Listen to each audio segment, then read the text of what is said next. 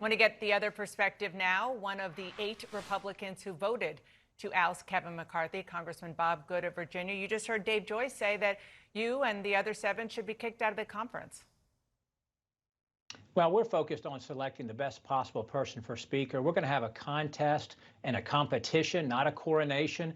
For the first time in how long, we won't have a presumptive Speaker, the sort of next in line where you're supposed to fall in line and you can't threaten the throne by raising your hand and saying that you're a challenger without fear of retaliation and consequence. Members can freely raise their hand and say they want to run for Speaker. They can freely express who they might support or who they're favoring or what they're looking for in a Speaker.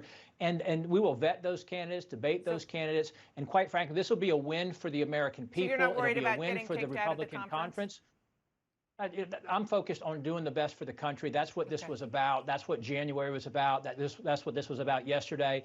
This was a blow against the uniparty system, the swamp cartel, the system that has given us $33 trillion in national debt and $2 trillion in a deficit this year, that has Congress at a 20% approval rating and 80% of Americans saying we're on the wrong direction, heading in the wrong direction, I want you to listen to what Kevin McCarthy said about the arguments that you're making right now, because he basically says he doesn't believe you that you're a conservative. They don't get to say they're conservative because they're angry and they're chaotic. That's not the party I belong to. The party of Reagan was if you believed in your principles that you could govern in a conservative way. They are not conservatives and they do not have the right to have the title. Your response?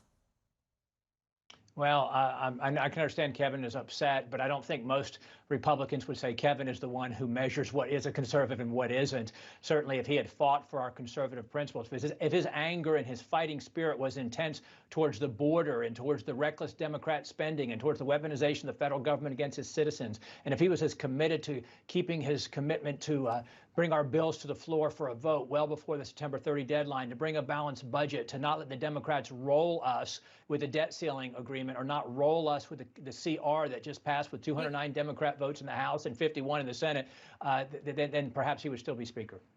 You have to decide who is going to be Speaker. You're obviously going to get a vote as a member of Congress. Jim Jordan confirms that he's running. Will you support him?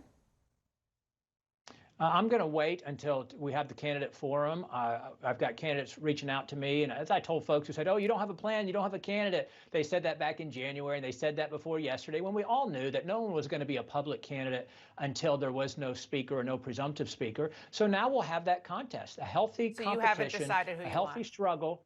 Haven't decided, and there's several candidates I think are qualified and capable and experienced, have stature and credibility and influence within the conference. So the great thing is it will unify us to come together. We will have to come together, and with 218, hopefully 221 in the conference meetings, hopefully just a day it takes. Maybe it'll take 2 or 3 days. It's better to get it right than to do it wrong quickly, and then hopefully we'll come to the floor with all 221 voting for it on the first ballot. Fewer than 6 weeks until the government shuts down again. If whomever the next Speaker is cuts a deal with Democrats or deigns to get Democratic votes to keep the government open, will you do the same thing to that Speaker? Well, the good news is we will be together assessing those candidates and getting what is their plan, what is their strategy, what are their commitments, what will they do differently. And again, if 221 of us vote for that Speaker, we have a vested interest not only to doing what's best for the country, which should be paramount, but secondly, what helps us to advance our true conservative principles and to do our best to stop the Biden-Pelosi-Schumer regime. Obviously, Kevin McCarthy has left the incoming Speaker in a tough spot because he didn't pass but for the spending bills. He didn't keep his commitments, so that Speaker has the deadline of the calendar threatening him as well. Congressman Bob Good, Republican of Virginia, thank you so much for coming on. I appreciate it. Thank you. Great to be with you.